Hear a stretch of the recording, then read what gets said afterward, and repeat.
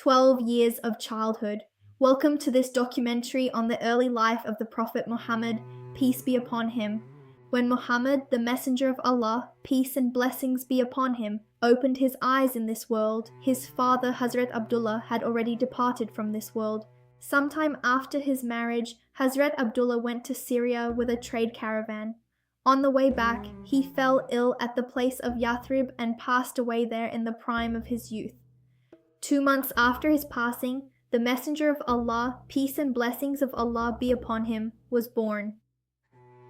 On the 12th of Rabi'ul Awwal, on a Monday corresponding to August 20th, 570 CE, the blessed birth of the Holy Prophet, peace and blessings be upon him, took place. The 9th of Rabi'ul Awwal on a Monday, April 22nd, 571 CE, has also been narrated as the date of birth of the Holy Prophet.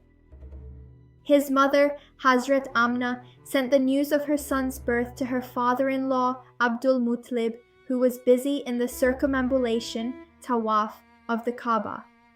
Abdul Muttalib came home, took the Prophet, peace be upon him, to the holy Kaaba and prayed to Allah Almighty to protect him from all kinds of mischief and evil. Abdul Muttalib named him Muhammad. When he came into the world, the land of Arabia became green and lush. Trees bowed down with fruits. Prosperity came to Makkah. The incident of the people of the elephant, Ashab-ul-Fil, had occurred in this very same year, when Abraha, his army of 60,000 and 13 elephants, were transformed into eaten straw by a rain of pebbles. An earthquake struck at the time of his birth, and 14 crenellations of the palace of Khosroes, the emperor of Persia, fell down. The fire burning for centuries in the fire temple of Persia was extinguished. The Holy Prophet drank his mother's milk for 3 days, then drank the milk of Thuwayba. 2 years earlier, Thuwayba had also breastfed the Holy Prophet's uncle Hamza. She was that fortunate woman who gave the news of the Holy Prophet's birth to Abu Lahab, so Abu Lahab set her free. It was a custom among the Arabs that they would send young children to the villages for their upbringing. The Arab women living in the villages used to come to Makkah in different parts of the year and take the nursing infants to the desert to raise them. The women of the Banu Sa'd bin Bakr tribe adopted the other children, and Hazret Halima embraced Muhammad to her chest.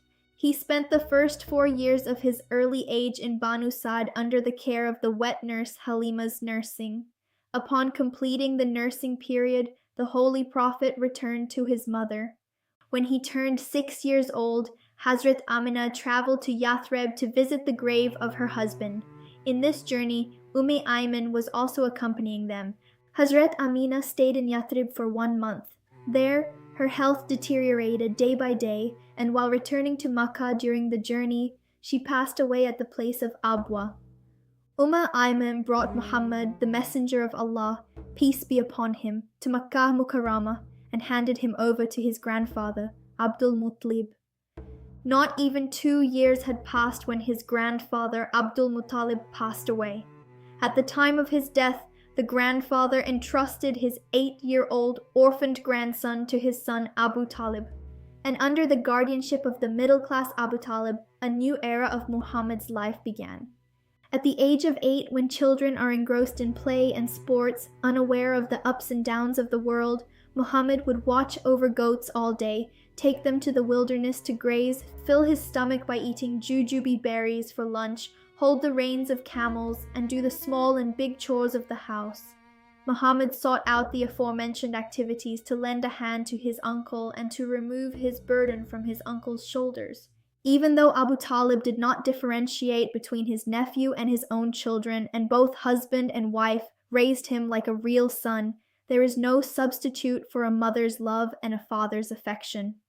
The Holy Prophet, peace and blessings be upon him, at the age of 8, would go out of the city every morning and remain alone in the desert until late evening.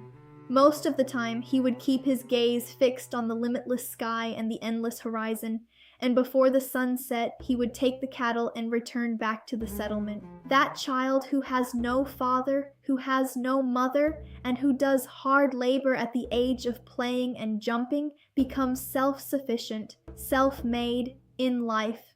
The uncle of the Prophet of Islam, Abu Talib, was a merchant. He took Muhammad to Syria at the age of 12. Their caravan halted near the Syrian city of Basra. At the place where the caravan camped, a monk named Bahira lived in a monastery there. In the Syriac language, the meanings of Bahira are elder and intellectual. Until that day, Bahira had not stepped out of his monastery, nor had he conversed with any traveler of a caravan.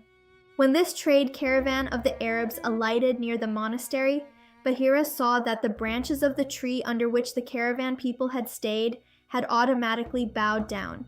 He saw a 12-year-old boy included in the caravan over whom a piece of cloud was casting a shadow.